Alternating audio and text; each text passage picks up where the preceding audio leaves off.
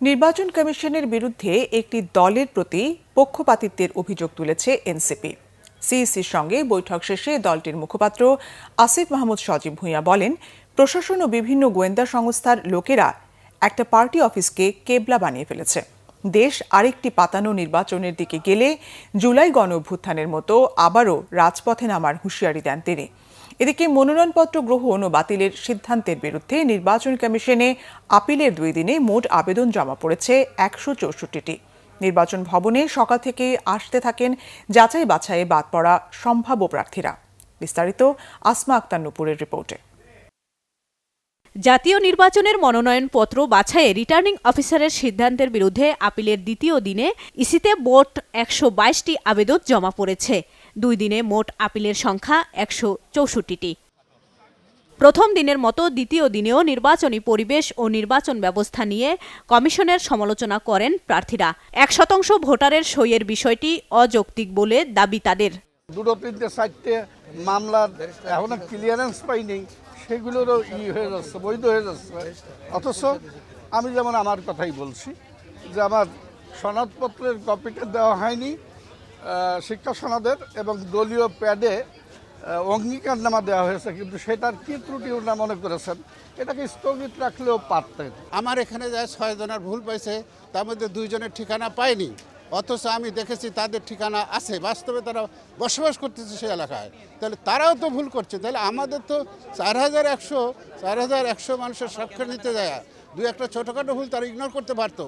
এদিন বিকেলে এনসিপি মুখপাত্র আসিফ মাহমুদ সজীব ভুঁইয়ার নেতৃত্বে দলটির একটি প্রতিনিধি দল প্রধান নির্বাচন কমিশনারের সাথে সাক্ষাৎ করে।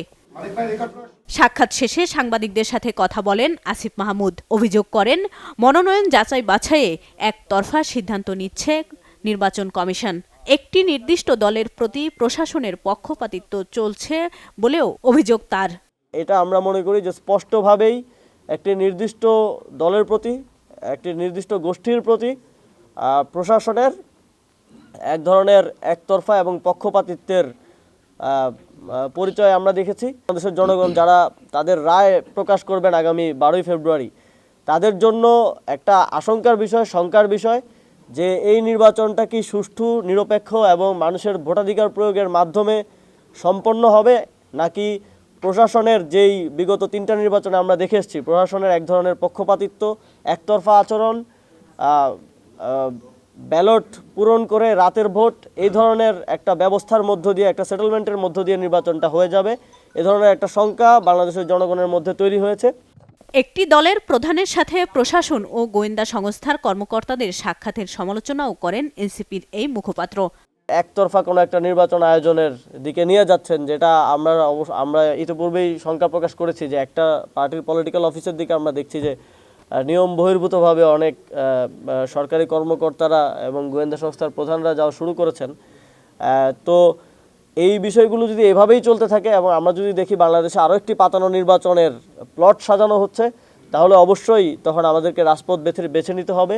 এদিন সিএসির সাথে সাক্ষাৎ করতে আসে ইসলামী আন্দোলনের একটি প্রতিনিধি দল। মিডিয়া ও প্রশাসন সহ সবাই আবারও একটি দলের দিকে ঝুঁকছে বলে অভিযোগ দলটির নেতাদের। খালেদা জিয়া ইন্তেকাল করেছেন, এই জন্য আমরাও শোকাহত, কিন্তু এটা নিয়ে আজকে বাড়াবাড়ি হচ্ছে। এটাকে ইস্যু করে সারা দেশে বিভিন্ন শিক্ষা প্রতিষ্ঠান, ইভেন কি সরকারি বিভিন্ন প্রতিষ্ঠানেও যে হ্যাঁ জাতীয় শোক দিবস ঘোষণা হয়েছে 3 দিন, এখন এটা নিয়ে যদি মাসের পর মাস শোক পালন করা হয়, এখন নির্বাচনের এই সময়ে এটাও তো একটা আমি মনে করি যে বাড়াবাড়ি। মনোনয়নপত্র গ্রহণ ও বাতিলের সিদ্ধান্তের বিরুদ্ধে আপিল করা যাবে 9 জানুয়ারি পর্যন্ত। আসমা আক্তার নুপুর, বাংলাভিশন, ঢাকা।